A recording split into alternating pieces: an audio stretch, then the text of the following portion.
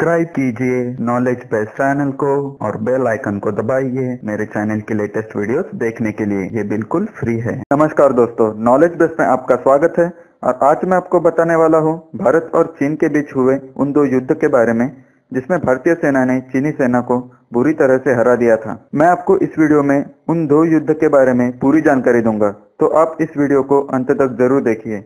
और दोस्तों, मैंने इससे पहले भारत और चाइना के डिफेंस बजट पर और भारत के पिनाका रॉकेट लॉन्चर्स पर एक वीडियो बनाई है। उसकी लिंक मैंने डिस्क्रिप्शन में दे रखी है, तो आप उस वीडियो को जरूर देखिए। तो चलिए दोस्तों, शुरू करते हैं।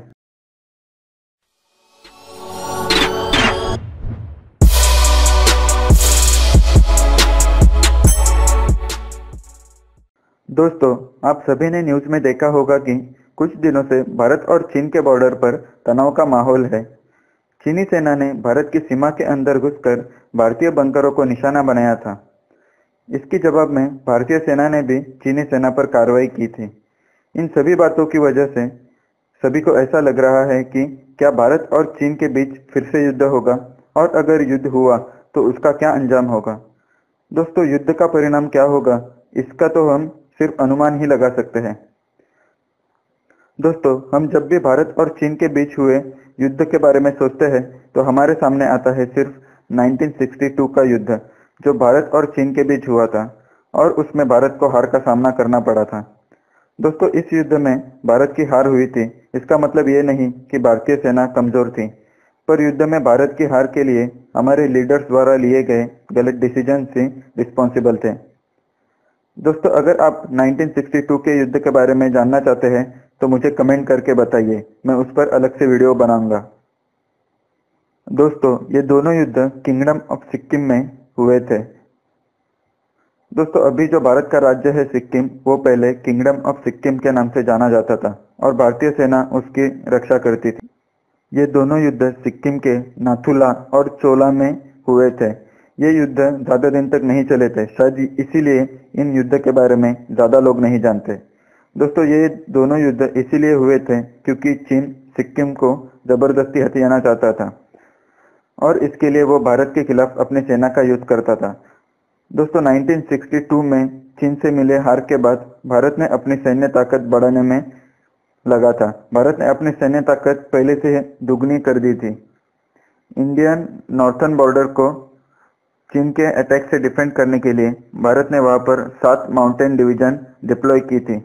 1967 में नाथुला सेक्टर में चीनी सेना लगातार भारतीय सीमा में घुसने की कोशिश करती थी, इसीलिए भारत ने नाथुला सेक्टर में बॉर्डर को तारों से सील करने का डिसीजन लिया। उसके हिसाब से बॉर्डर पर काम शुरू हुआ। 11 सितंबर 1967 के मॉर्निंग में जब भारतीय जवान इंजीनियर्स के साथ तारों से बॉर्डर को सील करने का काम कर रहे थे, तभी वहां पर चीनी सेना के ऑफिसर्स आ गए और उनके साथ उनकी इन्फेंट्री भी थी और उन्होंने भारतीय सेना से काम रोकने के लिए कहा। भारतीय सेना ने काम रोकने से मना कर दिया। इसी बात को लेकर दोनों में आर्ग्यूमेंट शुरू हो गई थी, पर कुछ देर बाद चीनी सेना फिर से अपने बंकरों में चली गई। पर उसके कुछ ही देर बाद चीनी सेना ने मशीन गन से भारतीय सेना पर फायरिंग शुरू कर दी। तब भारतीय सेना के पास कोई कवर अवेलेबल नहीं था और अचानक हुए हमले की वजह से शुरू में भारतीय सेना को काफी नुकसान पहुंचा था। उसके बाद चीनी सेना ने आर्टिलरी गन से फायरिंग करना शुरू कर दी। उसके जवाब में भारतीय सेना ने भी आर्टिलरी गन से फायरिंग शुरू कर दी। ये युद्ध 14 सितंबर 1967 तक दिन और रात में भी चलता रहा। इसमें भारी मात्रा में आर्टिलरी, मोर्टार और मशीन गन का यूज किया गया था।